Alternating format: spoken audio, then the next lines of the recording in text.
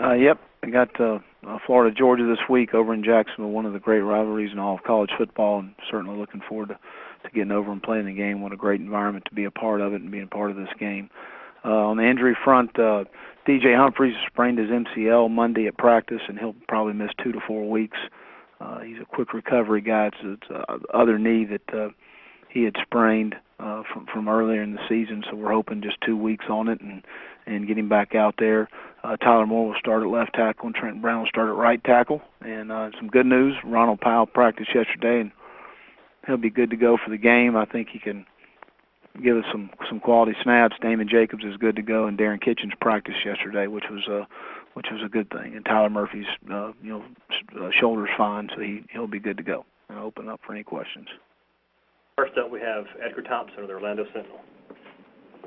Yeah, hey, Will. Hey. So much has been made of, the offensive improvement and adjustments. What was kind of some of the things you specifically did on the defensive side of the ball during the open week to improve the performance? Well, I think obviously, getting Damon Jacobs and Ronald Powell back is going to help us. Those two guys up front. We need to play blocks better up front, and our linebackers in the Missouri game didn't have much of a chance. We let guys up on the second level too easily, and that sealed us off and cut us off in some of the run game issues that we had. So that was, to me, as much as anything, playing playing blocks up front better. And simplifying some things front-wise just to get those guys to play faster and play better. Maybe we had too much on their plate there. So getting those guys back is going to help us, and having more bodies in there. 2 young players, Joey Ivey and Janar Bostwick, have done a nice job, and possibility of them playing Saturday. So just to rotate more guys in there, stay fresher, and play box better to give our linebackers a chance. We had too many free runners on our linebackers, and it's just difficult to play and fill holes when we're not playing blocks well up front. Thanks. Next is Edward Ashoff of ESPN.com. Well, can you just talk about facing a guy like Todd Gurley, and even if he isn't 100%, just how difficult is it to defend a guy like that? Well, he's a back that whether they block him or not, he gains positive yards. You don't see many negative plays when he's in the game. He runs, and the thing that strikes me with the guy is he competes. He competes on every run. He goes after it every play, and he's a guy that certainly has got the speed to take it the distance at any time. They do a good job of creating him, and where they're going to get a hat in the run game and formation-wise, and can make him in some one-on-one tackle situations, and you got to make those tackles. But he's a big physical back that's got really good speed. He's got all the combination you want. He catches the ball well out of the backfield. He protects well in protection. So he's a complete back. There's no question. And also turning to your running back, Kelvin, have you noticed any similarities between he and his father as far as on the field? And do they do anything similar? And what do you kind of expect out of him?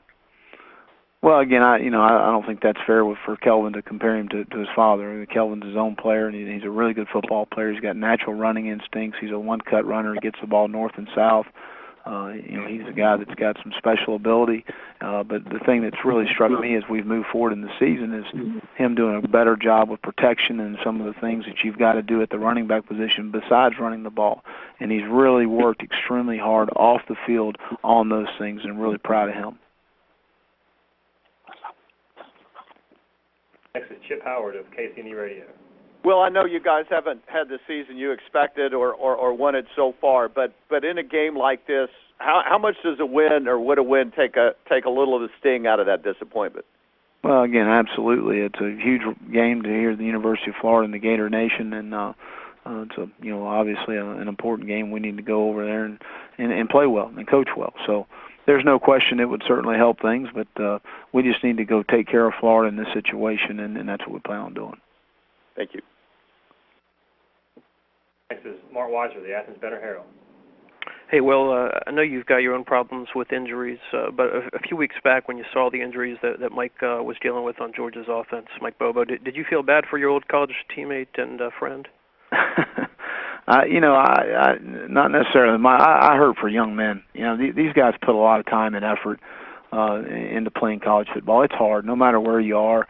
The amount of time you put in, off-season workouts, spring practice, summer workouts, people don't realize the amount of time and effort they put into to playing college football. And the you're as far as game wise, regular season, you got 12 games to play, and you don't want anyone to get hurt. I mean that's not good for anybody. It's not good for college football when guys like Malcolm Mitchell, who's an outstanding player, has an injury. That's not something you want to happen to anybody. And I imagine you don't mind Jarvis Jones not being around anymore. How do you feel about your ability to protect Tyler this week against Georgia's defense? Well, we need to improve, and they got some guys certainly.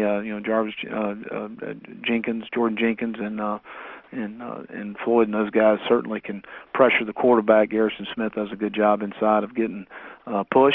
So they got some guys that can rush the passer. We need to protect better than we have. That's for sure.